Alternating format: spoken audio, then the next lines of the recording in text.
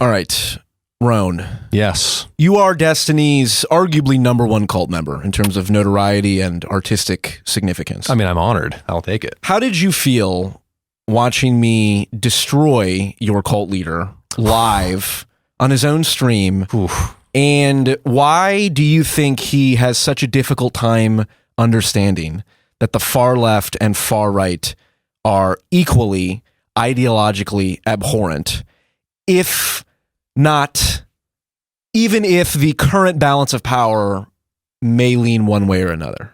I think Destiny spanked your bare bottom, Paul. There, I said it. And I also think that this is always going to come back to an argument of proportion, right? So you can always point to a position on the extremes of a spectrum that are equally bad, but then the question then becomes like, what proportion of people on each side actually like subscribe to that particular ideology? And so I think that in our current culture, the dangerous ideas of the far right are far more pervasive, and they are believed by far more people, and they're enacted more. And I think that whenever you look at that, like the equivalent of genuine communism, versus like far right fascism, ethno-nationalism, these two things are not even comparable in terms of their reach in public discourse. Yeah, today. In general, okay, this is the only question. argument that has any strength, which is, of course, which is we accept that far left and far right are obviously equally bad in their ideological extremes. If you conceptualize them like they're both the worst versions, then yes. Yeah, but then it's like, well, we shouldn't. Destiny's point seemed to be, well, we shouldn't even frame it that way because it gives the illusion that as of right now the proportions are equal. And I would say that's pointless, or that's not the right heuristic to look at, because truth needs to be our heuristic.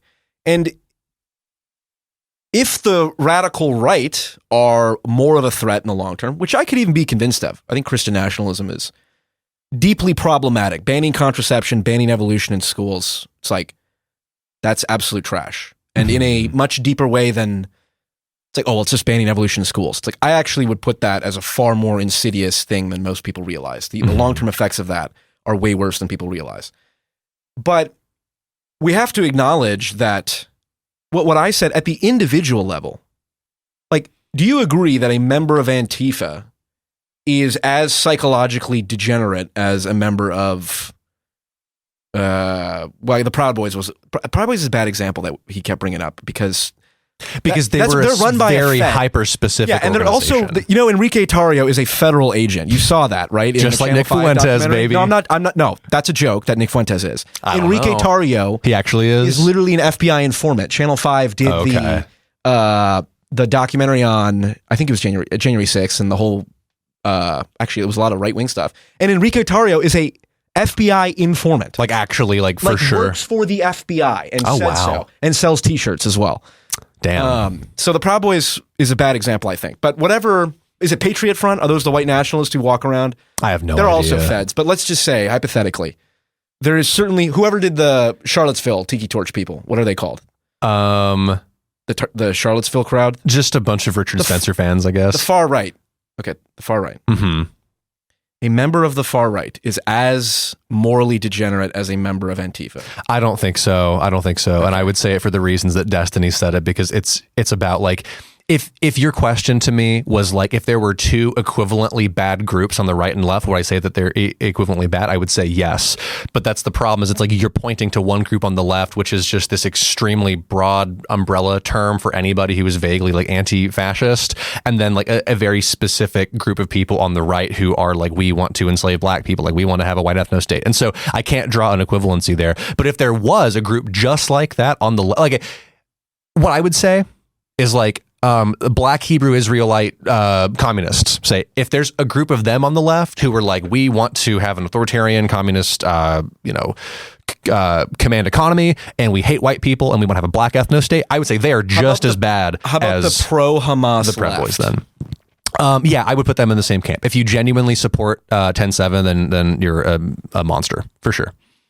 Okay, but at an individual level, you agree that someone who is willing to join a far-right group is as bad as someone willing to join Antifa, who explicitly uses violence. I don't want to use the Antifa example because I don't feel. I mean, that's just such a broad term. What I don't is this want to. weird thing? I had to see this whole. This is because they're this not is a less interesting group. to me because It is just a broad yeah. term used to describe any person who wants to really say that they're Antifa. Destiny's number one cult member. It's true. I'm sorry. It's correct. true. That's true. If they have look different, them up. They're not a. They have different organizational structures. Now, listen. You don't have to parrot Destiny's talking points. Okay. Obviously, you're as good as I can do right now. He got them from me. And I'm probably not going back on Destiny's stream anytime soon since they've been so mean to me in the comments and clearly works to my detriment. But be nice, DGG. Come on, guys. But you say, okay, Antifa's not a good. It's like the argument was, well, the Proud Boys is a formalized group with a formalized structure, and Antifa is this vague idea. It's like, okay, agreed. That's a structural difference. However, the assumption in that argument is it's definitely worse to be more organized.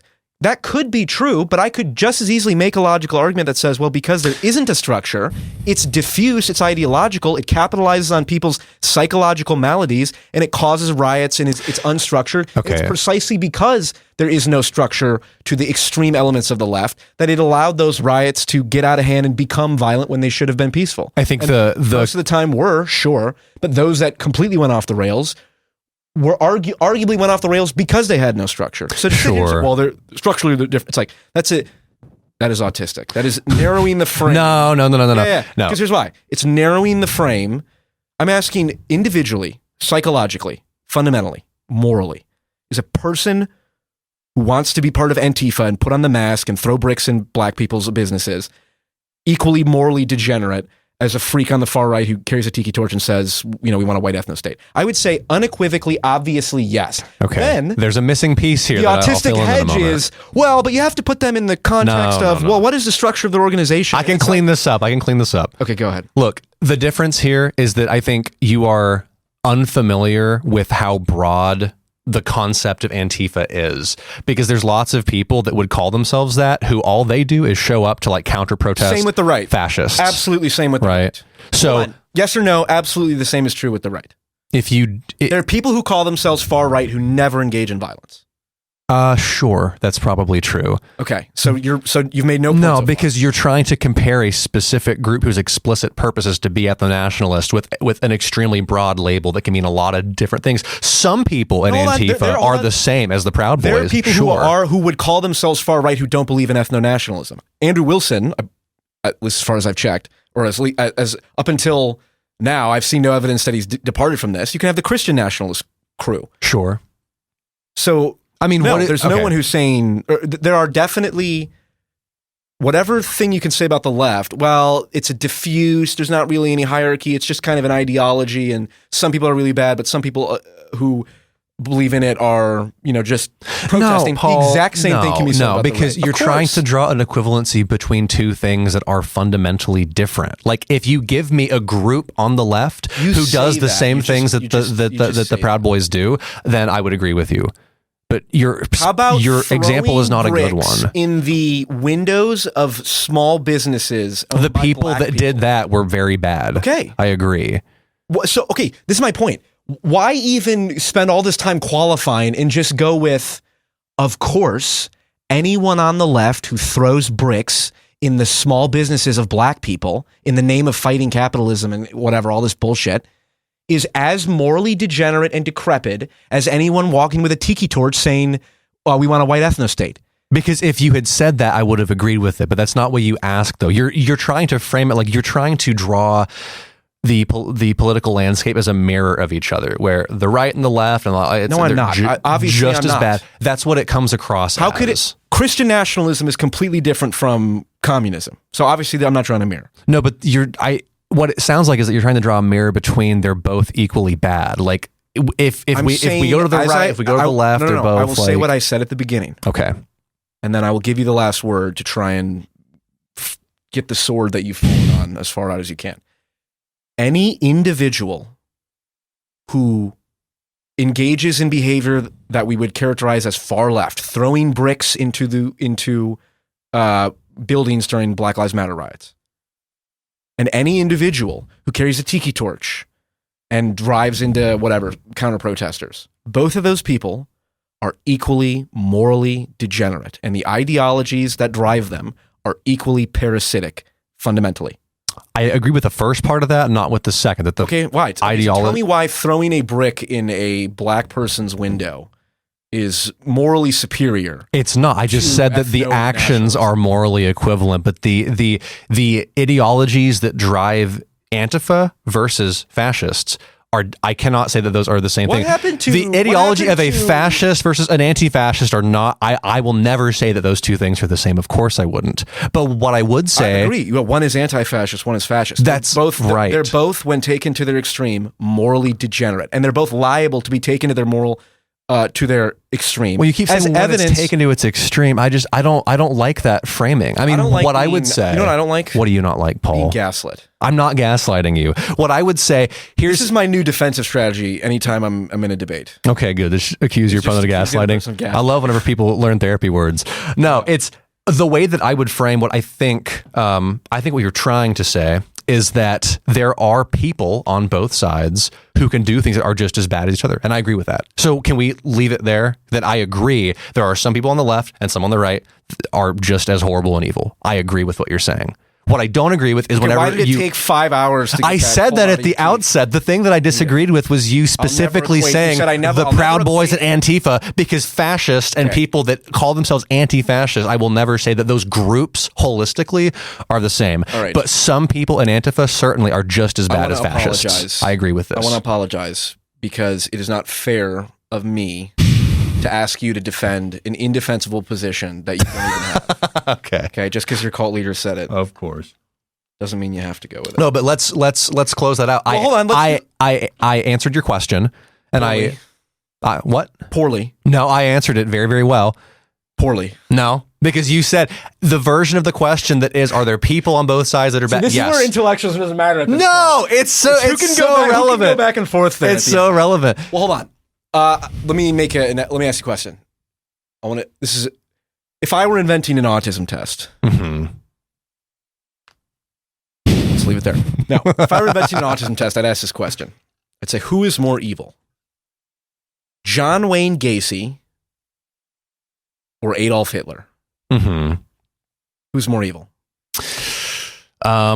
I mean, that's a tough one, because I think on a personal level, I think that John Wayne Gacy was probably more evil as an individual because the way he killed people was way more intimate and gratuitous. Yep. But Hitler was more evil in terms of like the raw numbers, grandiosity and the raw numbers and the sheer amount of organizing he did. So it's almost like, even though there's a very categorical distinction between Adolf Hitler and Ted Bundy, it's perfectly reasonable to say that both were equally evil. Yeah, but here's the difference, Paul, is that whenever you reference a group like the people who were on, like, I don't know, the people who marched with the tiki torches, or you want to talk about like the Oath Keepers or the Proud Boys, these are explicitly far-right ethno-nationalist groups, and you join them. The purpose of it is that you're like, I am a far-right ethno-nationalist. Okay, like I support, even if they don't call it fascism, that's what I think it is.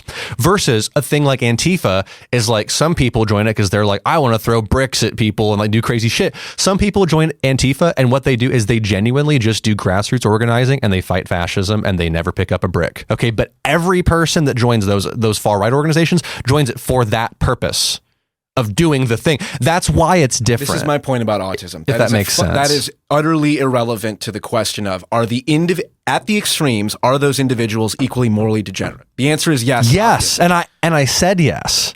I answered yes to that question. I believe, and maybe I misheard you, but what I heard at the beginning of this was that you were like, are the individuals that join these groups equally morally the same degenerate? Yes. And I would say that they can be if they do bad things. That's what you just agreed. If they do bad things, then they are. If they engage in random acts of violence and are hurting people, then yes. I should not have unfairly required you to defend an indefensible position.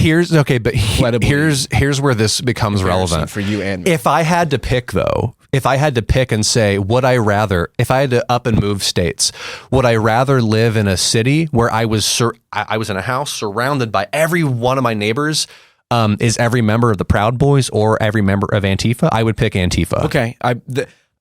You are free to say that in a hypothetical that you will never have to own the reality of, because that's not that. First off, that'll never happen. And I would say to be surrounded by a bunch of people who are the type of people to throw bricks in people's windows, and say, well, but in it's like they're both. It would both right. different types of hell, but it both be hell. The linchpin I'll here give you the last word.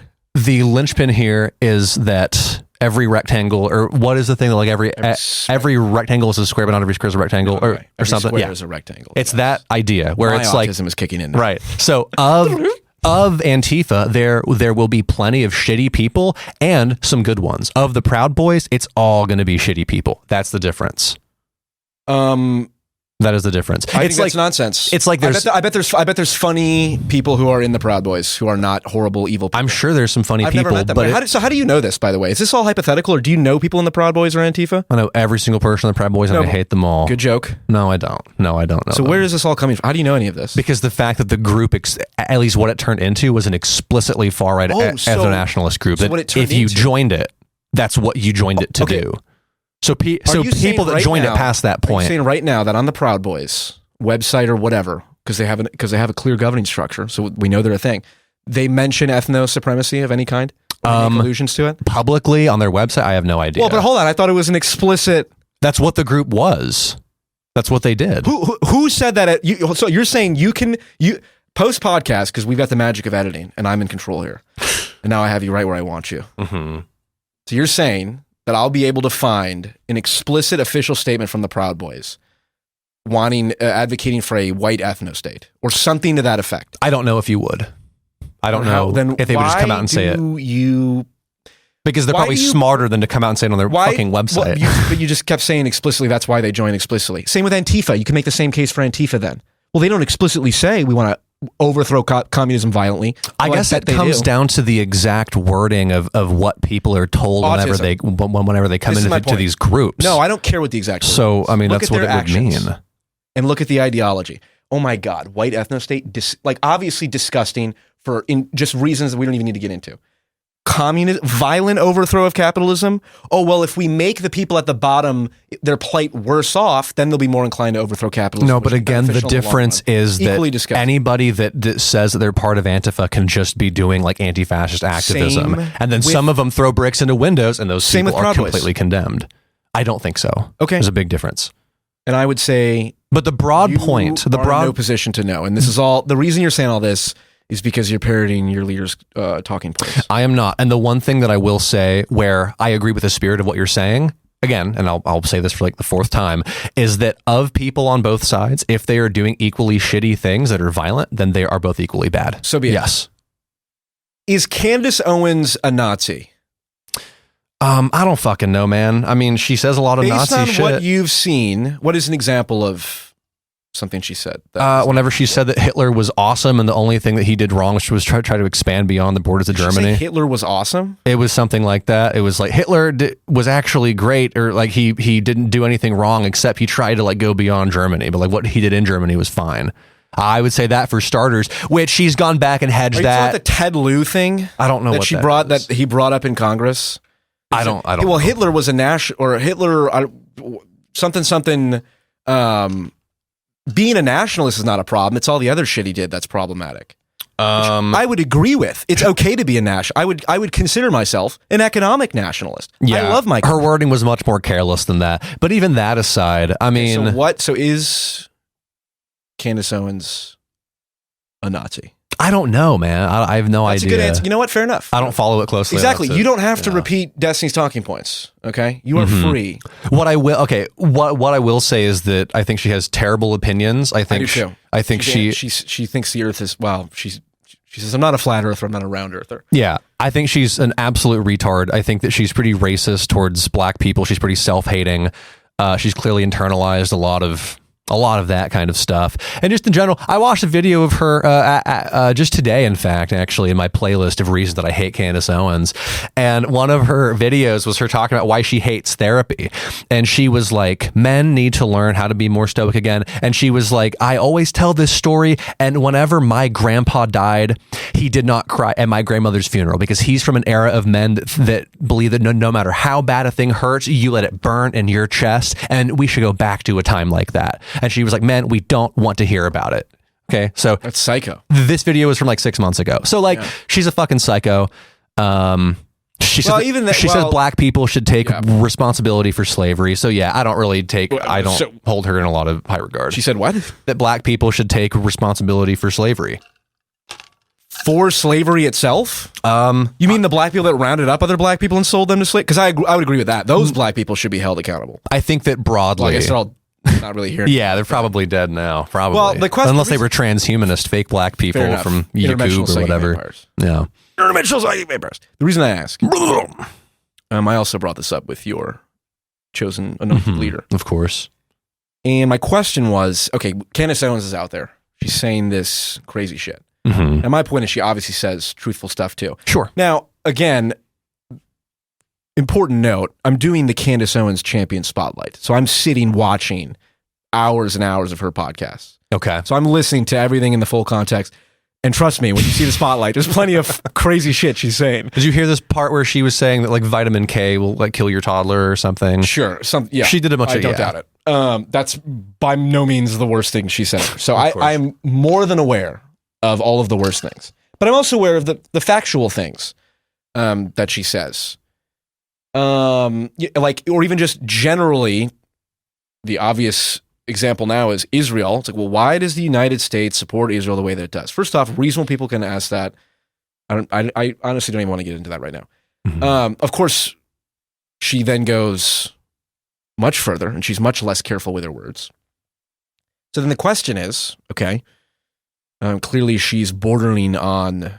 Clearly, Candace Owens is bordering on what we might describe as genuine anti-Semitism, if not already there. Yeah. How do we deal with that? How do you deal with that?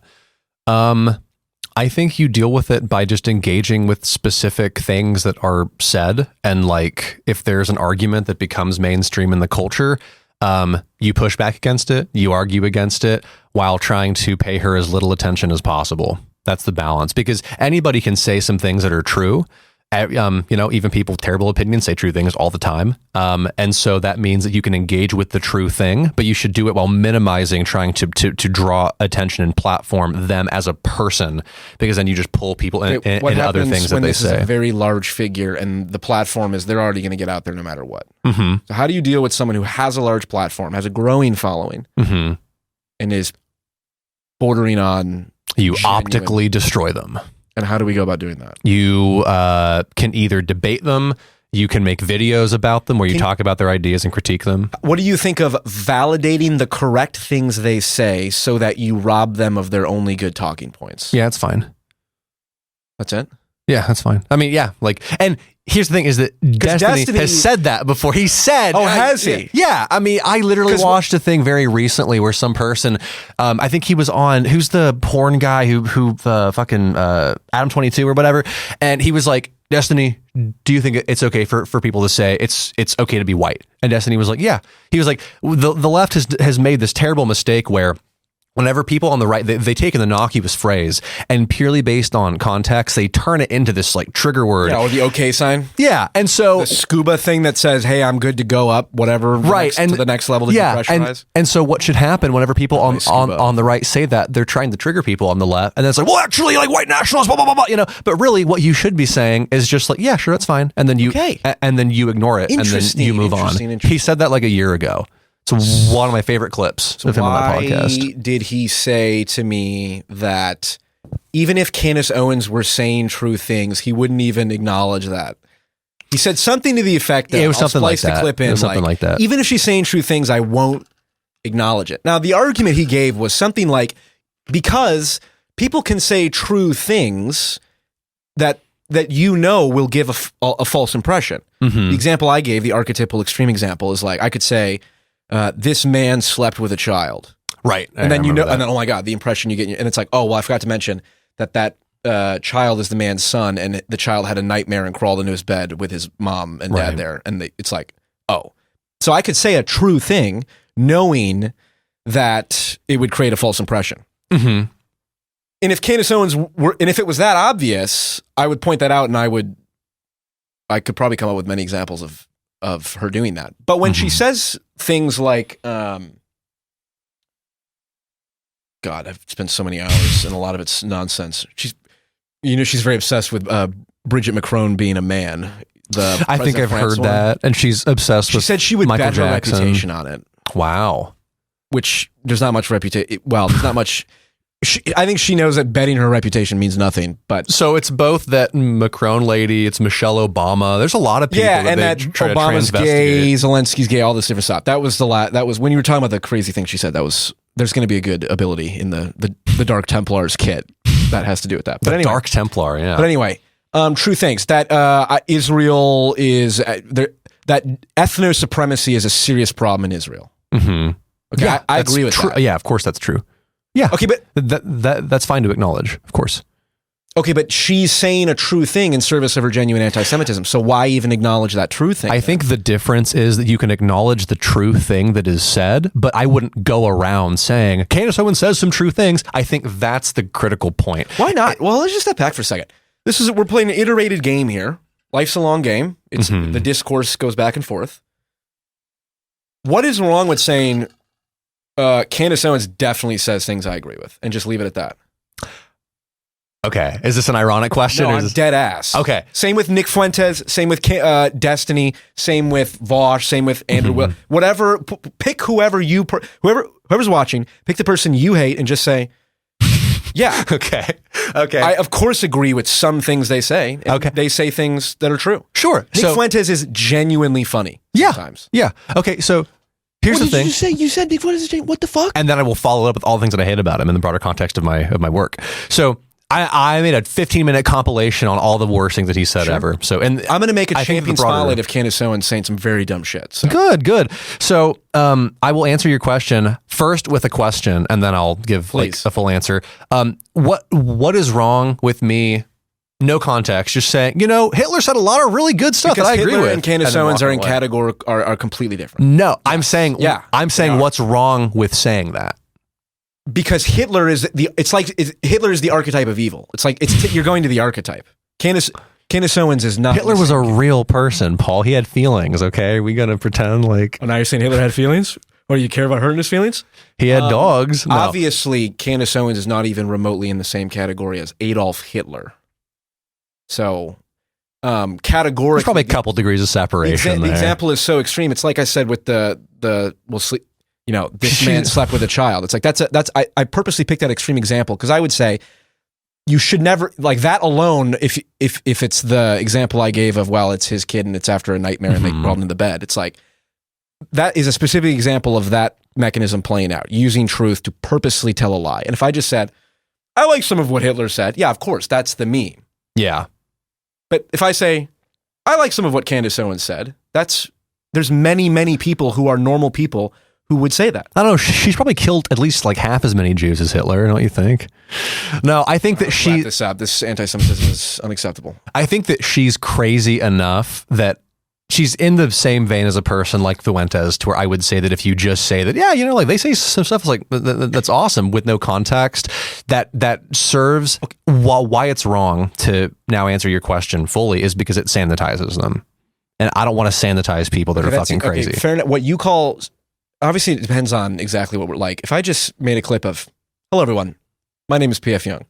I think Candace Owens says some true things. I actually would be, clip that and send that out. I'm actually fine with that because it's true. Yeah. But what? Now, if it was Hitler, hi, I'm P.F. Young and I think Hitler says true things. No, that's completely different. That's a categorical just asking questions, man. It's a categorical difference. But Candace Owens, there's hundreds of thousands of people who, sure, her podcast get 100,000 views on YouTube. I don't know what her actual reach is. It could be millions. Mm-hmm. Let's say there's millions of people. Not all of them are probably Nazis. Yeah, sure. And I would say the reason you say, of course Candace Owens says true things, is because it immediately drops the defense and the guard of everyone who's like, yeah, I've heard her say true things. Mm-hmm. And if you say, well, she's obviously crazy, she's obviously insane. Let's say, okay, again, honest question, what is the last full Candace Owens episode you've watched in its entirety? Like a full hour-long episode? I'd rather kill myself than watch a straight hour of Candace Owens. More than 25 minutes straight. I'm not. I guess been for a while. It's not. I guess the Joe Rogan podcast years ago. But I tend to watch her in like little 15-minute chunks. Okay, so surely there are people who watch Candace Owens podcast regularly, who hear her. Yeah, she says crazy stuff. She also says normal stuff. I'd point out many people can fall into that category. Perhaps the proportion of crazy stuff is different, but like the severity of it. Once again, your cult leader with the firefighter comments is pretty far out there. And to be honest, I think that engaging with Destiny in good faith and calling out all the good he does is important and good. And I would say the same thing about Candace Owens and the same thing about almost anyone. Sorry, my phone keeps buzzing. I don't know why it's doing that. So what you call sanitizing, I call acknowledging truth so that people who recognize that truth are like, okay, well, Roenn I'm not going to listen to because he just says Candace Owens is crazy. I've watched enough Candace Owens to know that. She says some wild stuff, but like she also says some good stuff that he's not even aware of. Wait, so you've now cut yourself off from communicating to that audience? No, because to that audience, I would change my tactics. Okay, I always speak differently depending on who I'm talking to. This is the other hyper-reality Baudrillard thing we live in. And Destiny did the same thing talking to Sitch and Adam, where it's like... I know what you're going to say. You know, it's like, well, the truth is what I really think are conservatives, a bunch of artards, and I would treat them with kids' gloves, but I wouldn't tell them this. It's like... You're telling them this. You're on fucking... that clip probably has millions of views. Like, what do you... And do you not know that? Like, what is the... I think the difference would be that, like, if your life was to be a media person and you were trained and you cared about it a lot, you would be extremely tactful and you would never reveal your private position publicly, and you would always have that that Hillary Clinton level tact and be all. I guess I'm just not like that. So I don't care. Yeah, you know what I mean? That's fair. That's fair. I don't have aspirations to be some huge media figure, so it doesn't matter for me. To tie this all together with the enlightened centrist bow, I told Destiny this. It was like, and it applies to you as well. Your job is not to appeal to the Candace Owens crowd. You look too much like a hipster for that. I look like a borderline white nationalist, so I've already got it in with Candace Owens' crowd, right? Yeah. Your job is to appeal to the Hasan Piker crowd, right? Who would go full socialism, but of course capitalism is bad in these ways. Libertarians are cringe. But abolishing private property. That's interesting. Ironically, what Hasan Piker, advocates for. I'm doing the same thing, except with Candace Owens, and clearly, you can tell from just looking at us who's on. That's interesting that you think that, and I would like to talk about that more. Actually, of like who do we think we're appealing to? Yeah. Because I've never viewed it like that. That I don't think I'm reaching far left people. My thing has always been like, to the extent. I don't really I don't make serious content anymore. I just make the rap battles. But I've never taken anything you say seriously. Yeah, of course not. When I had aspirations, it's a page out of your playbook. Whenever I did have aspirations to want to be like a debater or like a YouTube commentary person, which I might do again one day, but not right now. I was like, the people that I would target are like disaffected, centrists and quasi like center right people. Was always what I wanted to do because that's what I used to be. And I was pulled to the left by people that used tactics that worked on me, like being empathetic and then following up with substance. And so I took that. Like Vaush and Destiny? Like Kyle Kalinske first, and then people like Destiny. And then I was like, okay, so what I would like to do as a former conservative edgelord 4chan Trump person is like also appeal to the kind of person that I was using. You were a 4chan edgelord Trump person? Yeah, we've talked about this. I was a huge Kakistan. Interesting. I know. Yeah, we have talked about this. I guess I've never internalized it until now. Yeah, I was big. I liked Trump in 2016. I didn't vote in 2016, but if I did, I would have voted for Trump for sure. Whenever he won the election, I was like, that's fair, full of joy. And so I was like, okay, the function I would want to serve online is to find people like me who were liberal and compassionate by temperament, but sucked into the right by edgelord memes, and try to reach that person with empathy and kindness, and then reveal to them the farce that is being on the right, and then pull them left with the substance of policy, because that's exactly the path that I went down. And we all serve different functions, and I think that's the function I would want to serve, is starting right there and then using policy to pull people. Interesting. Yeah. How about you? What is your, how do you visualize yourself as your role in the broad picture of our culture?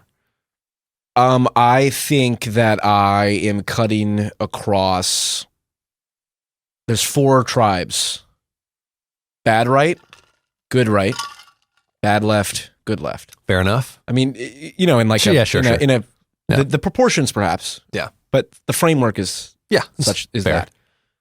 I would say I try to appeal to the positive right and the positive left in a very borderline way. Well, so okay, the internet. No, that's not true. Online politics leans left broadly. Would you agree with that? I don't Maybe know. Not. Like Reddit certainly does. YouTube, like. Quick thing on that. I think.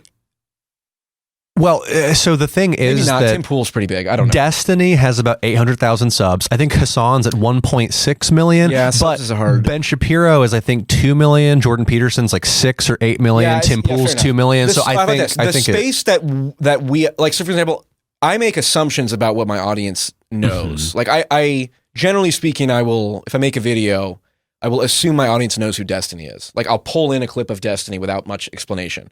Whereas someone who's never, so I'm making assumptions about my audience. Most people who are in the online political space, at least our corner of it, which is it's vague and I think lean left. So I'm happy to admit, it's not an admission, I'm happy to acknowledge, I am more right wing than certainly most of Destiny's audience, than you, Definitely. than Destiny. I'm clearly much more left wing compared to Andrew Wilson. Yes. I can talk to Andrew Wilson and half of his audience, well, half of whatever, I don't know his audience, half of the comments are this, closeted homosexual, uber progressive on a speed limit. And it's like, closeted. And then on the left, it's, then the other positive comments are like, hey, I came in from the, Andrew Wilson's show. I like your good faith, even though you're wrong. You clearly are demonstrating, an intent to try and learn about religion and make a good argument. Okay, great. Then on the left, I get comments, closeted homosexual, what is it? B-tier Homelander, which I think is great. And I'm going to embrace that mimetically. And, wild anti-Semite far right, because I criticize Israel and I criticize Israel a lot. Mm-hmm. And then it's also like, hey, I felt this conversation was pretty good. I thought you gave Destiny pushback without kissing his ass much like you do in your cultish ploys. But my point is, I'm okay being more right-wing than a lot of the people who watch my stuff. And I'm aware, like, when I make a League of Politics video, most of the people who watch that are probably going to be at least temperamentally left-wing. Perhaps. Right? I mean, I think whenever... Maybe not. I guess it depends on the person, but... Yeah. But so broadly, you would say that because I believe what you said to Destiny was that you view your function as you're stopping people from going too far right. Compared to him, I would be the person stopping people from going too far right. Compared to Andrew Wilson, I would be the person stopping people from going too far left. Like, well, Christianity sucks. Like, well, hold on. Banning condoms is insane. Banning evolution is insane. Hating gay people is insane. That would suck for me, obviously. But like, there's good stuff in religion. Don't throw the baby out the bathwater. Sure. Right. So so it depends on who I'm talking to. It's all relation. That's the problem with being a enlightened centrist, Roenn. It's like whoever I'm talking to, I can never win because I'm either, well, this guy's a right winger. Yeah, compared to you. And well, this guy's a left winger. Yeah. That's interesting as you're talking about it, because I've never interacted with a person who was further left than me. And I would like to. The problem is that people that are further left than me don't want to engage in dialogue. Are you joking right now? No, I don't think I've ever talked to a person who was further left than me online. They never come across me. I've just never, I've only ever talked to people to my right. Talked to any, like uber queer or uber communist? Online, no. I mean, in my personal life, a few times, yeah. But in general, like I think online, the people that would be further left than me, I guess people like Hasan fans, are not the kind of people that want to engage in debate or dialogue. And so Interesting. I think I'm about as far left as you can go before the precipitous drop off where they get crazy and don't want to have territory debate anymore. Yeah. So you're an important stopgap for that. And you know what? You know what's interesting? It's all cost benefit because I make fun of Hasan. I use, like, anytime I talk about far left dumbasses, like if I'm narrating that in the video, I just cut to a clip of Hasan with like a communist flag in the background. Now I'm essentially, I'm cutting off. So his audience essentially sees my stuff and says, well, I'm not going to pay attention to anything this guy says. And I guess I'm aware of that. That's a price I have to pay. I guess, like, you know, you and the Destiny crowd, that's fine. Like, I'm willing to engage with that. And then the Candace Owens crowd, I'm not willing to engage with the, you know. Like Groypers? Yeah, we need an ethno-state type thing. Now, maybe not. I have this haircut, so I really don't want to let this opportunity go to waste. So, like with Nick Fuentes, you know, I think and Dave Smith, who I like, and, you know, sure, Destiny hates for... I will say I don't like that Destiny hates Dave Smith so much because I find him very likable. Dave Smith's a libertarian, and nobody hates libertarians more than I do. So he's the only good libertarian. Yeah, and he's great. Dave Smith, I had a conversation with Nick Fuentes, or I think it was Nick Fuentes, and he was like, "Look, obviously, you know, when you guys talk about, you know, like illegal immigration being a problem, whatever the standard valid points are that someone on the right would say, that's all fair." And then he was like, look, I know when you guys are talking about, like, yeah, we're Nazis and you're doing the Holocaust, like, he's like, I know that what you guys don't really care about, it's more of a fuck you to the establishment. Did he really say that? Yeah, which I believe is, you know, it's complicated because there's definitely a mixed some questionable bag. Folks over on the, how many cookies in the oven type crowd. Those, you know. Yeah. So, but there are a lot of people who are like, oh yeah, I don't really give a shit about, like, fucking, you know, Hitler and all that. I'm just doing it to fucking, you know, and they're not even probably self-aware enough to articulate that. You get a bunch of people in their basement who are genuinely psychologically ill. Their ideological commitment to who is some Nazi total Aryan victory. You know what I'm saying? Like, who's some famous Nazi intellectual? Like, I don't know, there's Candace Owens. No, I don't know.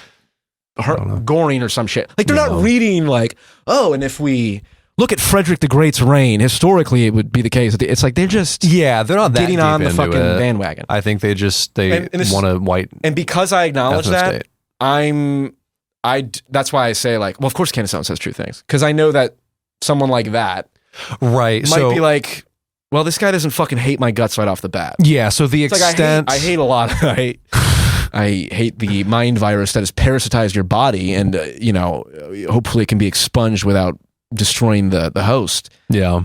But yeah, I don't hate your guts fundamentally. 2 points, quick story. One of my best friend's dad told me a story once of how he had, like, a family friend come over one time after not seeing him for several years, and the guy was spouting a lot of really weird, like, Jewish conspiracy stuff and was acting like very Nazi-esque. And after a long conversation, he asks him, like, hey man, like, are you good? Like, is stuff in your life okay? And he, like, this guy, like, all but broke down and was like, oh, my fucking mom has cancer and this and that and that and the other. So there are certainly people that fall into it because of emotional reasons. And if you could reach them emotionally, they're not really committed to white nationalism. They just feel like that's the crowd of people that caught them when they were falling. Of course, that's true of every group of people. And there's plenty of people that are probably Fuentes fans who are not bad people who you could reach, who are just going through a lot of emotional turmoil. But then there's also a lot of them who really hate black people. And so once you create the incentive structure, you know, like, there's money now associated with it, and political power, like actual political power. Well, now you attract all the, like, psychopaths who are like, this is an opportunity for me to gain power, more so than, like, this is a desperate attempt to, you know, find community, however horrible that community may be. Yeah, I agree with you. And I take that for granted. Like, I view, like, anyone who is spamming, like, the most insane shit, it's just like that my assumption is your personal life is there's things going terribly wrong. Almost certainly. Yeah, and if there was a way to reach that person with some level of kindness, maybe that could change their mind. In some perfect world, I need to be more. What would you say? I need to be less hard on myself because I often look. Enough people call you an anti-Semite online, Roenn. You start to wonder, like, what is in the Talmud? But exactly to that point, like 2 years ago, Healthy Gamer, Dr. K, interviewed a Trump supporter. His name was,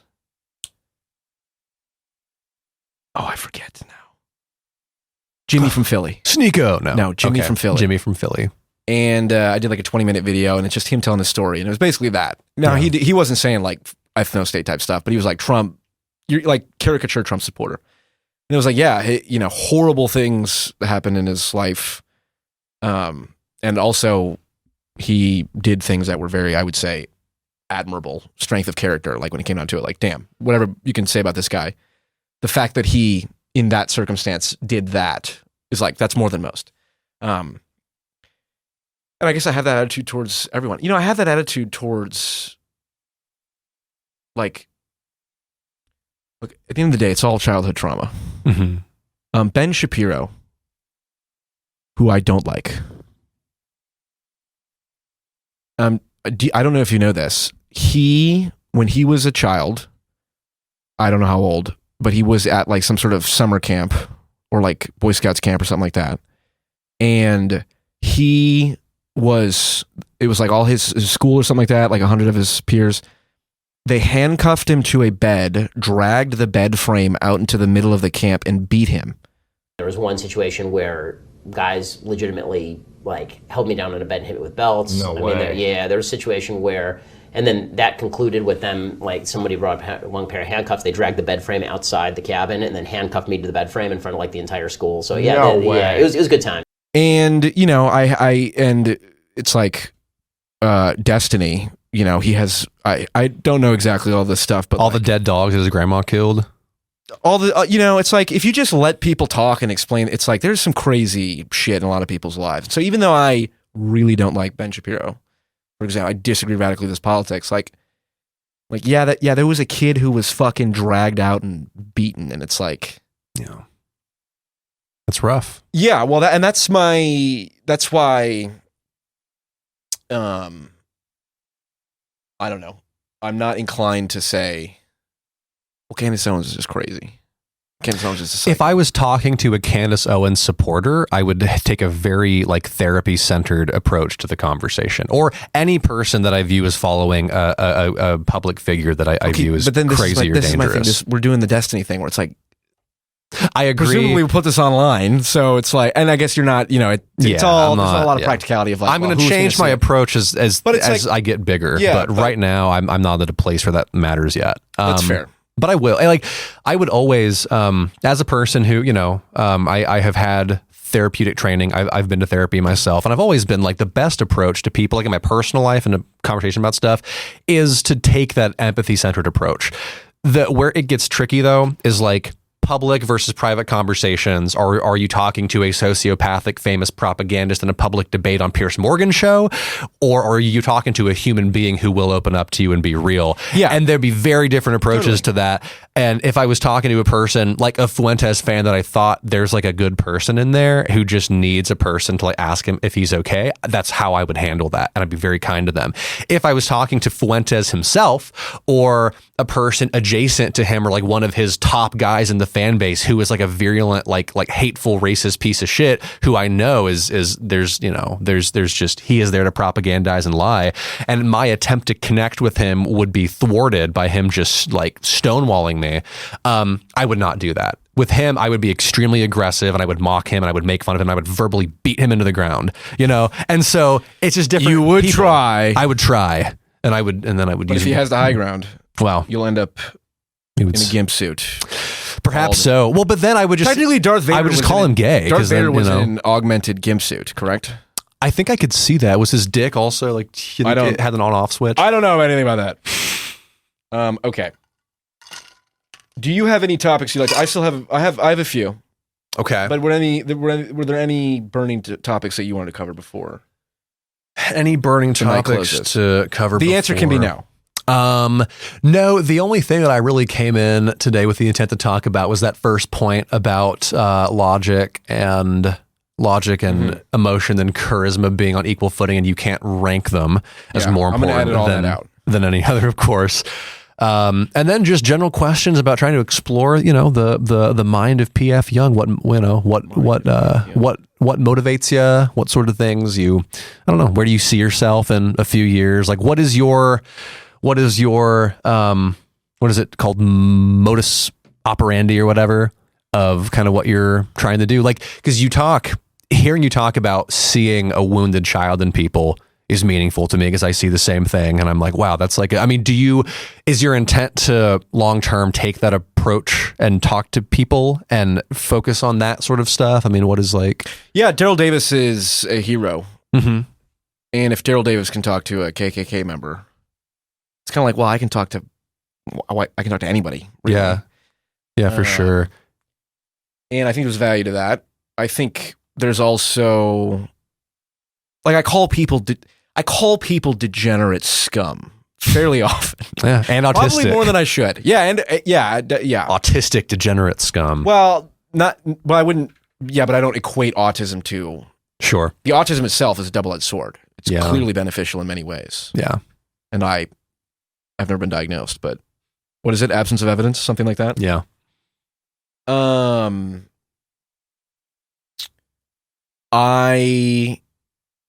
think that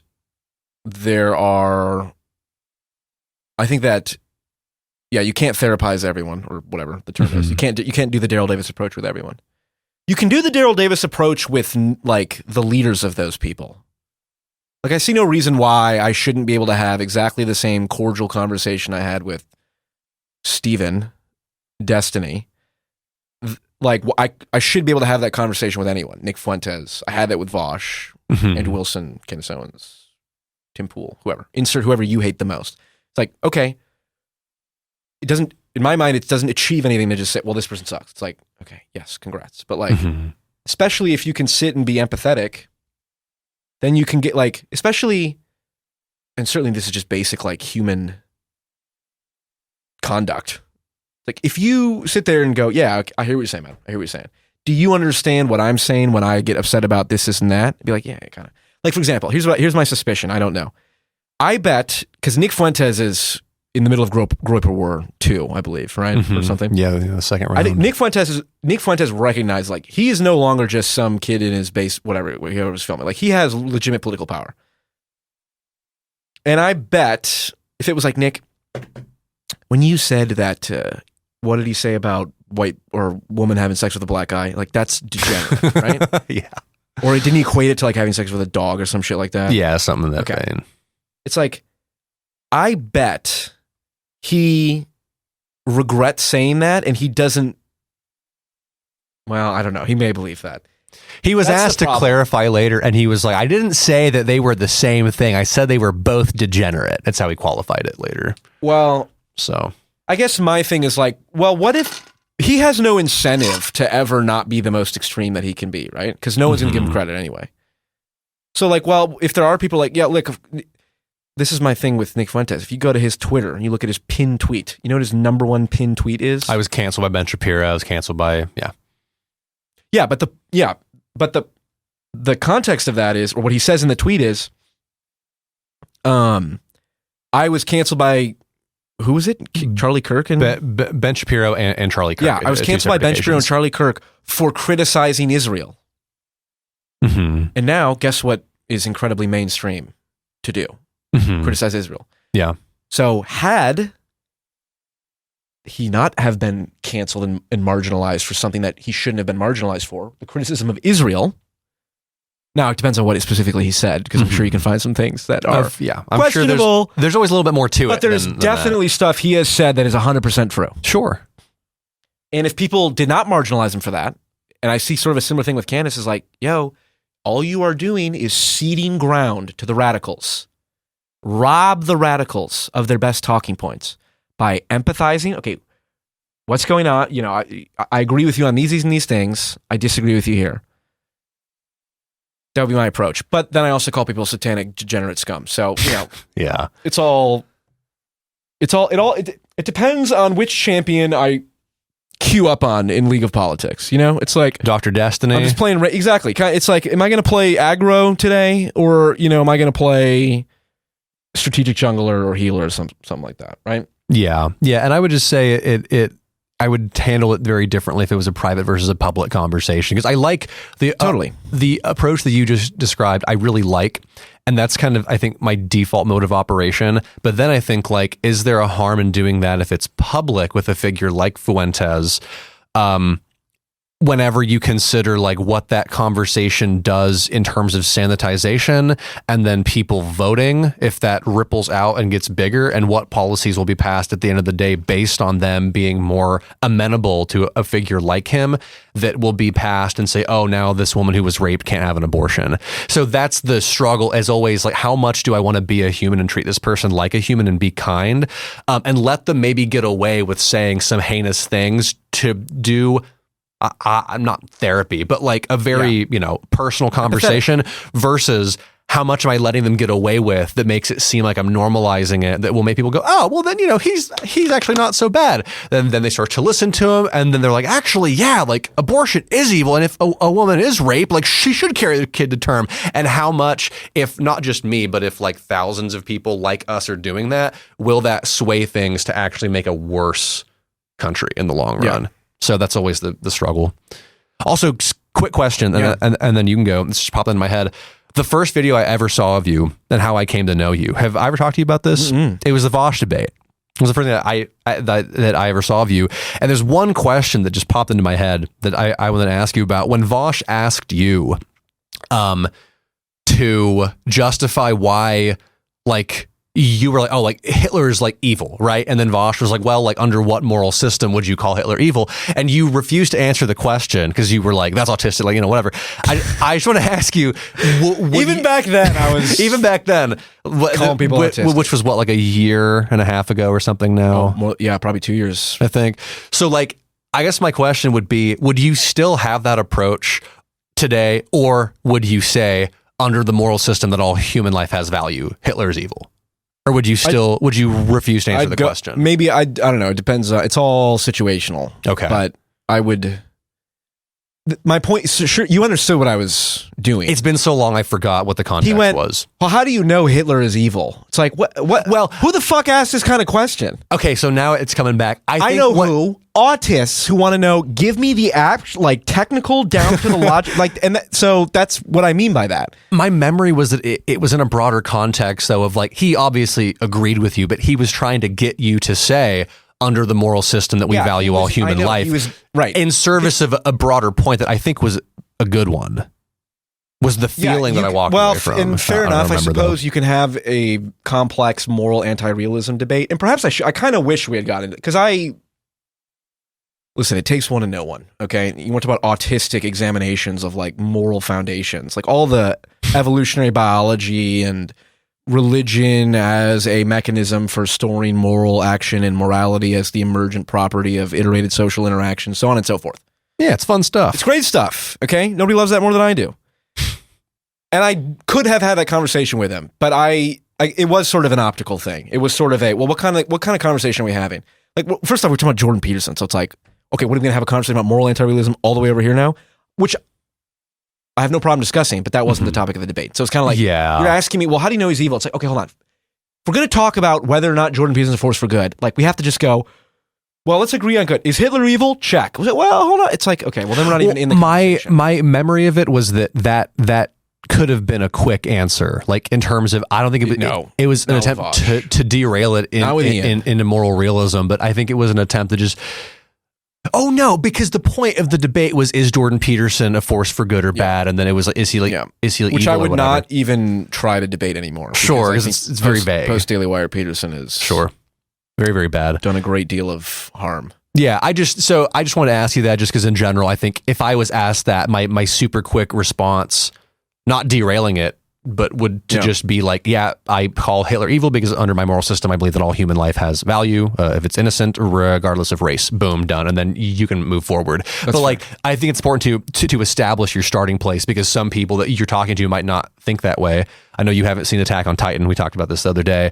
But like in that show, or like mini shows, the different races of people at war are like, my moral system is that we're good, but that group's life has no value. So we can kill them, torture them. They're, they don't matter. And that's been the norm for most of history. I think really has been, countries are like, we have value. If you're outside of our borders or you look different, your life does not have value. And it does not enter the moral math. So that being the default, I think it is actually meaningful if your position is that, no, I think even if you're on the other side of the world, your life has value just like mine does. That's a pretty novel idea, actually, in practice. And so I think it's good to say that, because it's like, this is my starting place and I'm not racist, So that's fair. All right. That's all. We'll shift gears. Let's do it. What do you got? All right. Why did feminism ruin modern women? I have about 6 quotes. Like I was going to go, all right, top 10 racial slurs. Here we go. Yeah. Thoughts on the Talmud. Okay. I do want to talk Tim Walz. Okay. Kamala Harris. Sure, dude. That's the other thing that I forgot. What is up with Kamala Harris being a communist? She's imposing rent control. Kamala. And I believe part of her economic plan is first-time home buyers get like a $25,000 credit. It's like, you are literally, that's the housing crisis all over again, you buffoons. I don't believe that's what caused the housing crisis and the bubble in 08. Different mechanism. It's the same thing of the government artificially increasing the demand for housing. How much do you know about the 08 crisis? I don't want to mock you on this. I don't. You can mock me. No, I don't. You can try. I watched Steve Carell's film. Yeah. Okay. Same. I saw naked Margot Robbie explain. Great movie. What did she explain? I wasn't really paying attention. I don't remember. It's been years. Yeah. Okay. Go ahead. But no. I mean, so with Kamala Harris, I mean, you know that the average price of a home in I think 2021 was $210,000, and now it's $400,000. So it's doubled. Yeah. In 2 years, or like 3 years. Socialism's the answer. Crazy. No, the answer is reasonable government intervention in the economy to stop predatory corporations from fucking over our country. I got an idea. How about we reduce the regulation and red tape to build houses? Well, so her plan also includes building, I think, 3-point-something million houses as well. With the government's going to contract people to build houses, or? I think so. I believe so. Yeah. Okay, that's communism. Well, I mean, if you want to call it, let's just get very specific. Is Medicare communism? Housing thing aside, rent control. Mm-hmm. What's going on here? I think there's for context. You and I we're renters. I think. Well, I was going to say we're both not schizophrenics, and therefore are not operating under the insane delusion that rent control is anything but a horrific backwards economic policy that has never worked. I would need to dive on the specifics of that a little bit deeper. If it's schizo-effective, maybe. If it's so there's a difference between trying to rent control at specific rates and then just anti-price gouging legislation. And there's a difference in terms of like, how is that going to affect the broader economy? How do you take externalities into account? So I think that if BlackRock and all these companies are buying up houses by the tens of thousands and then artificially raising rent, also engaging with each other in illegal anti-competitive practices. Sure. Look, nobody hates BlackRock more than I do. To raise rent artificially, should the government take some steps to be like, hey, you can't do this? I think that's fine. As long as they're reasonable steps. Yeah. Now it becomes a question not of principle but of practice, because we can agree to degree. Well, not even degree, but just strategy in terms of like the government should break up monopolies in principle. Yes, 100% antitrust. If you have a weak ass, incompetent head of who would do that, the Department of Commerce or I don't know. I'm not sure. Let's just say whoever the Department of Commerce, insert whoever. Department of Houses. If they're incompetent, they can't make a good legal case for why, which has happened. I believe. There was, I don't know the exact case. I think it was with Google. People have been wanting to divest Google search from like YouTube for a while, or any other parts of Google, like AdSense and all that, which I think is fair. If you're not a good lawyer and you can't make a good case, then you're incompetent, and just because you said you want to regulate it doesn't matter. The question is how. It's in the mechanism and whatnot. Yeah. With the rent control, that's complete trash. That never works. It never has worked. Okay, price gouging. Here's a more anti-price gouging. And just for a quick pin in that, I can look into the rent control stuff, and then we can have a deeper conversation about that later. What do you call yourself? A social democrat? Yeah, sock dem sock, and in that bubble vaguely. I tend to just call myself a reasonable person and go issue by issue. I will not call you the first thing that came to mind. What? A centrist, an enlightened centrist? One might say so. Price gouging. Mm-hmm. Margins for grocery stores are less than what they were in 2021. Mm-hmm. So how is that price gouging and not the fact that if you look at our money supply, it like went up 50% in the span of 2 years in the course of like American history. Half the dollars, this is not exactly the statistic, but the point is a significant number of dollars, or half or something like that, of US dollars have been printed in the last 5 years. Okay. It's a lot. So that's called inflation. Yes. So that's why prices have gone up, not because price gouging has occurred, because if price gouging occurred, the profit margins would have gone up. Which they have across the market broadly. No, not in with grocery stores. I don't know about grocery stores. I'll tell you with absolute certainty, McKinsey did a report on this, and I only know this because I watch the All In podcast, Stay Educated on Business. And they pulled it up, and they showed the margins. Now, the argument is, well, they're faking it. It's like, okay, they could be cooking the books. I suppose that's a possibility. Enron did do that. You're getting a little conspiratorial at that point. But if margins for grocery stores have gone down, let's assume that's the case. Assume that's correct. Okay. How is that price gouging? And what possible government policy could Kamala put forward? There's a simple way to do that math, and it's just what was the percent of like inflation we've had, and then what percent has the price gone up? And if the price has gone up more than inflation, and then they've raised prices independent of inflation. I don't know, but do you know what the anti-price gouging measures are? Other than like fixing prices, which is just insane. No, because I've been mining crypto all week, and I haven't looked into it when it dropped like 5 days ago. So that's a good answer. I have no idea, but what I will say on principle, so I have plans to deep dive the Harris Walz policy platform and then talk about that later, because that's what I love is economics right now. But in principle, price control is can be a good thing if it stops price gouging. Anti-price gouging is good. If you can give me one, and I'm sure there'll be the gifted cognitive berserkers who will be able to provide a citation perhaps. But if anyone can cite any example where price controls have made a positive difference, I'd love to see it. I think, what's like, okay, well, there's inelastic demand versus elastic demand. I think there's things there, like with insulin or some shit. Like, yeah, that's meaningful. Fixed, there might be some case for it, but... Yeah, well, so I'll tell you exactly the case that you just made is the answer to your question. In 2021, I think whatever year that Biden passed was it the IRA that included the provision that they were capping insulin costs out of pocket at like $200 a year. I forget the exact numbers, but they passed that. So now insulin is price capped. I think, was it $20 a month out of pocket? It was something along those lines. Do you know Trump passed an executive order that capped insulin? He didn't. I have deep dived this. Whoa! So Theo Vaughn. No, that exact point. I researched this 2 years ago. Okay. So there were 3 bills that Trump was going to pass that would have price capped insulin and a couple other drugs, and it was 3 specific executive orders. And so not bills. I think they were executive orders. Okay. Yes. I believe. And so Trump he parroted these things. He was like, we're going to pass these. Oh, going to be amazing. So good. And then he met with big pharma lobbyists, walked out of that meeting and killed the EOs. They never passed. So why did Theo Vaughn say you passed an executive order that capped insulin? Because I think he's just misinformed and Trump is a compulsive liar. Right. Clip that. Yep. Send it to... I researched that years ago. Trump can't... Now, unless there was a separate instance later where Trump repassed those bills I don't know about, but that instance that was the most famous one, Trump met with pharma lobbyists and then killed them. So okay.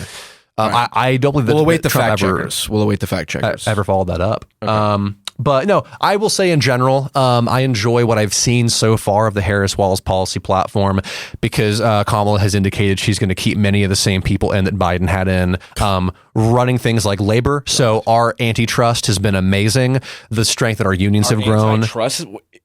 What's a major breakup of a corporate monopoly that's occurred in the Biden, even in the last 10 years?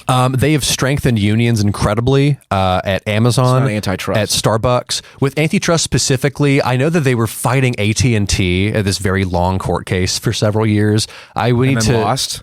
I don't remember. So they're incompetent. Well, what I think the broader point here is that the people that are there are strong antitrust people. The broader point is that they tried their best. Right? Remember when Joe Biden I think that whenever you put people in office who are like very much pro-labor antitrust, that's a good thing. I don't remember. There was it was like a 60 Minutes interview, and they're like, if you lose the election, what will you say?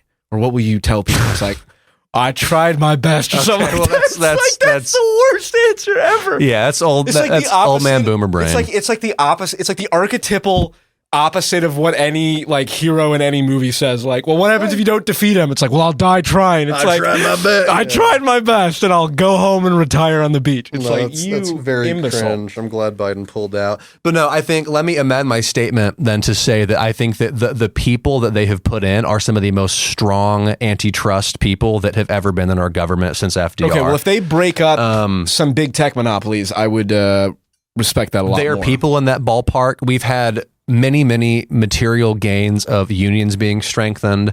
I just think that in general, their economic policy has been incredible. And so, Kamala has indicated that she's going to keep those people, put more people like that in.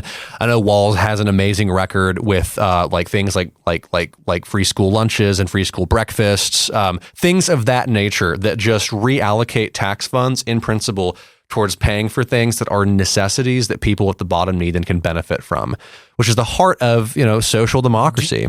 So, which is, broadly speaking, what I support, as long as it's reasonable. That's fair. But I will deep dive their policy positions, and we can go into it later more if you want. I haven't done any of that research. Why was Kamala Harris such a failed border czar? I don't fucking know, dude. I heard there was some border czar stuff. Allow the Remain in Mexico policy to expire? I don't know. Okay, I know that they're so useless. I know that there was an incredible piece of bipartisan anti-immigration legislation that would have closed our border. Cruz said it was garbage. Well, Ted Cruz is a fucking idiot. Ted Cruz said it codified catch and release. Now, I don't know what that means exactly, but I would need to know exactly what he meant and whether or not that was a lie before I can tell you that bill was good or bad. I would love, Paul, for us to have regular conversations where we can follow up after we can deep dive these policies and then talk about it later. I would be more than happy to do that. Within the next 2 weeks, I go through this and I timestamp everything. Nice. So we'll do the fact check list. Okay, we can go through. All right. I don't know about Kamala's border czar thing. That's fine. I want to shift gears. Okay. Are you familiar with the child-free movement? Yep. Do you think it is selfish to choose not to have kids? Is it selfish to choose not to have kids? That's too broad. How about this? Should society be set up to preferentially benefit families versus couples without kids? I would say absolutely. Yeah, I support child tax credits. Yeah. Oh, it's fine. Isn't it interesting? I know exactly what you're about to say, but say it.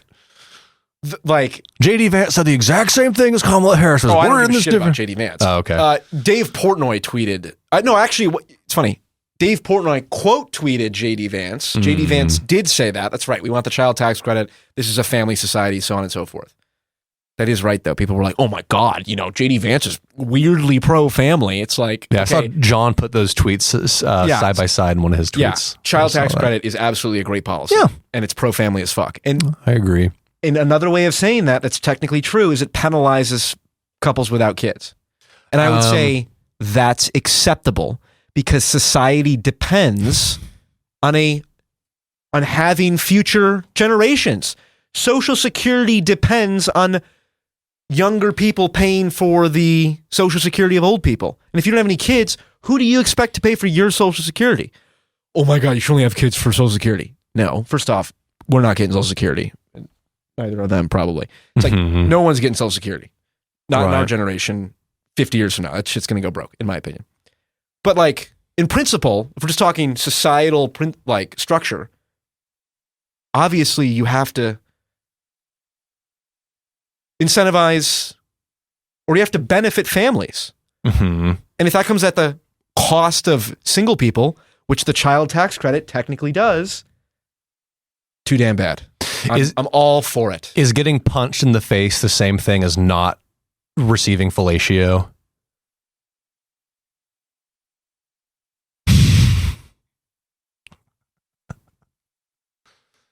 I can ask that again. What? Is getting punched in the face? What do you mean? Is a active punishment the same thing as not receiving a good thing?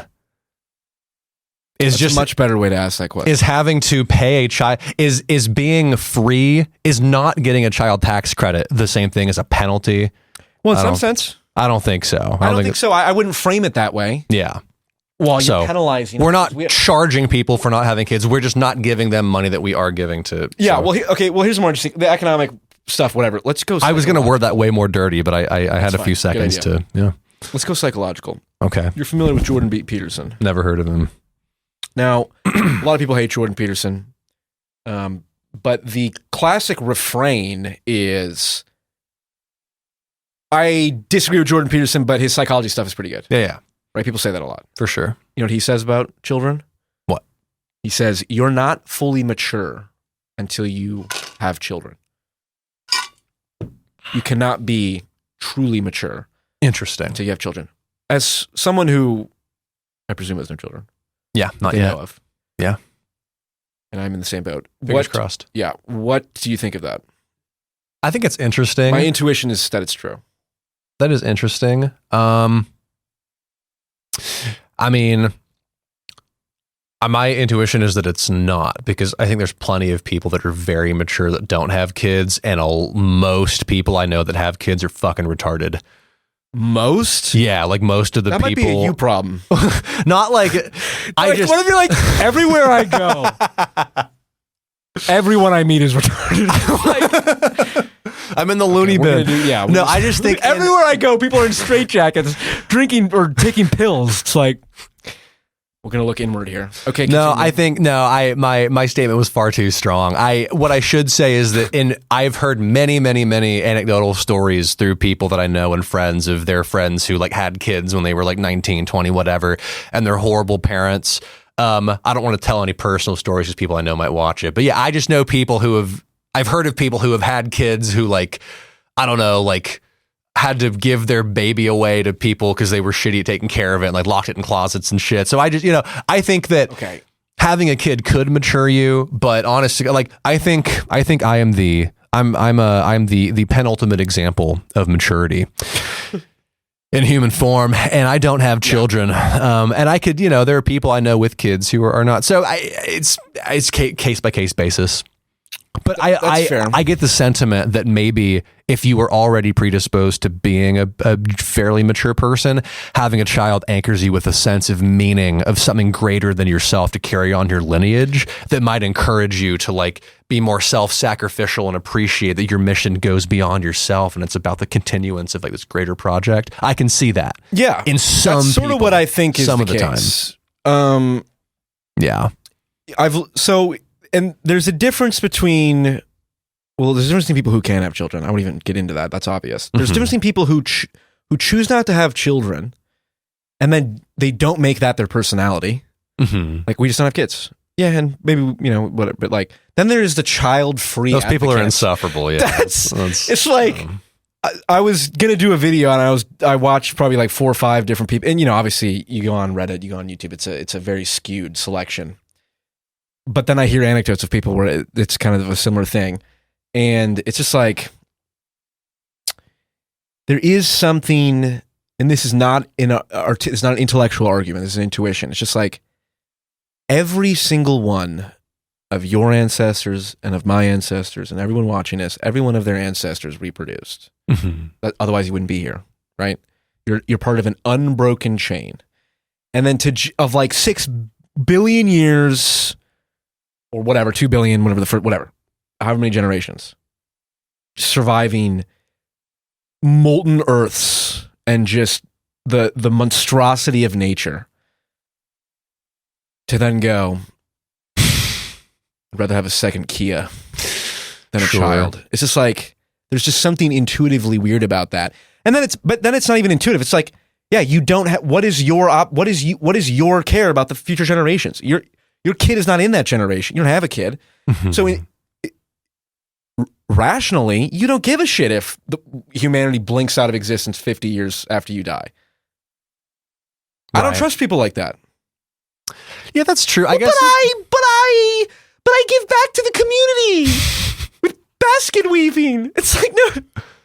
Yeah, you know what? There are exceptions of like, look, if you literally run like a charity for 80 hours a week, fine. That's not if you have enough time to make child-free videos on TikTok, you are not running a charity. Yeah. And that's my thing of just like, these people seem to be very annoying and weird, and the comments they attract are odd.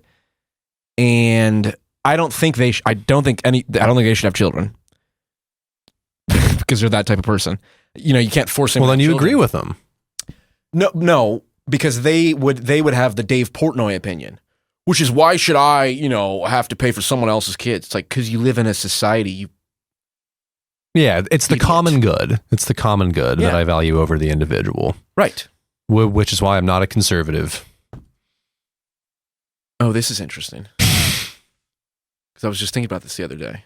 Like I said, obviously I'm not autistic, but I was thinking about Jonathan Haidt's moral foundations theory while I was making my steak burrito. Yes. Conservative morality. I wonder, do you think Destiny is familiar with moral foundations theory? Jonathan Haidt? I don't know. Are you familiar with moral foundations theory, Jonathan Haidt? Not a name. I know Jonathan Haidt and anti-fragility. Moral foundations theory. I don't know. Tell me.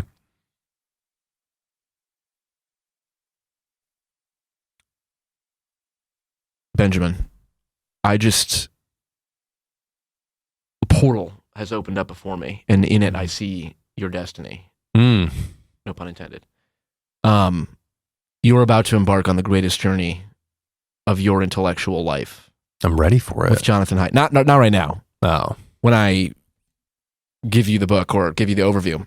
Moral foundations theory, Jonathan Haidt, moral foundations theory, basically explains morality. Not to put a too general point on it. He solved it. He essentially solved it. Just like Sam Harris. Wow. I'm actually somewhat surprised that you're not familiar with it. Conservative morality is social, is community focused. Progressive morality is individual focused. Get a job, get married and have kids on behalf of society. Honor the sacred positions in the priests or the whatever. If you look across the world, conservative morality is associated with community. Progressive morality is associated with it's up to I can choose whether or not to have kids. I can choose what to do. I'm free of all taboos and constraints. Like, well, the taboos and constraints. Well, why can't why shouldn't I be able to have sex with anyone I want? It's like, well, because those taboos are there because it's against nature and society. It's like, if you look at those are all communal based. Whether or not they're good and whether or not they actually end up being communal. Although, like the sexual promiscuity thing is fairly obvious to me. It's like, prior to condoms and birth control, condoms and birth control, where anyone could get pregnant, and more importantly, perhaps anyone could get an STD that would kill you. Like, of course, being utterly against promiscuity would have been a good thing. Now, because we have the technology that allows us to decouple that, it makes sense to not be as Victorian about it. But it's just like, these fucking kids nowadays. Well, all these people in the past, man, they're so stupid. It's like, dude, you're useless in every possible way, but for, all of this incredibly fragile infrastructure that allows you to fucking, work from home and move numbers on a spreadsheet and email whoever. Yeah, to what extent do we just carry the torch versus critique it and tear it down? And build And it's something else? it's like people don't have, and to round it all back to the beginning. We think the Romans were dumb for putting lead in their pipes. We got I just plastic. drank a whole bottle of gonad neutralizing It's going fluid, straight to your balls. right where the pee is stored. Yep, right where the pee is stored. And I think we need to have more appreciation of our ancestors, particularly our white male landowning ancestors.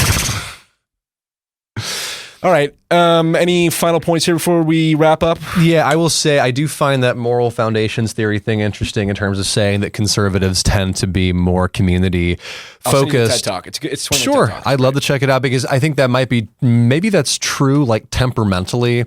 But then modern day conservatism and all of their beliefs and like every single belief that they have in terms of economics is completely antithetical. Yeah, libertarian economics is trash. To that point. So just all modern day conservatism broadly is at least the kind that I grew up around and I see all the time is like, let the free market do stuff. And that the hyper individualism that has been coupled with libertarian economics and conservatism is really just corporatism that has like, snaked its way into Christian conservative circles. But yeah, then their policy positions will weed them out unless they see the light that based economic theory is economic theory that values the common good over the individual and that is not afraid to have the government intervene to do things like break up giant trusts or to protect labor unions or to redistribute wealth or to stop people from, having 90% of the wealth being in, the top like 10% or whatever, things like that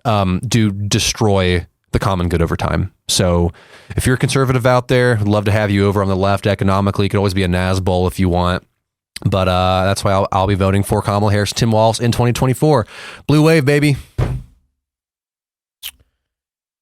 And let's do economics soon. Let's have a follow up where we tried. You're ignorant and don't know anything. So let's do when we follow up. Well, yeah, I'll go back. Follow up. We'll talk about and I price controls. You will review the Jonathan Haidt TED Talk. Quick moment. I will say that 60% of the price raises during COVID were profits. Only 40% were due to inflation across the board. So I don't believe you. I think you are filled with misinformation. All right. Thank you, Mike. Thanks, guys. We're good. Remember, pee stored in the balls.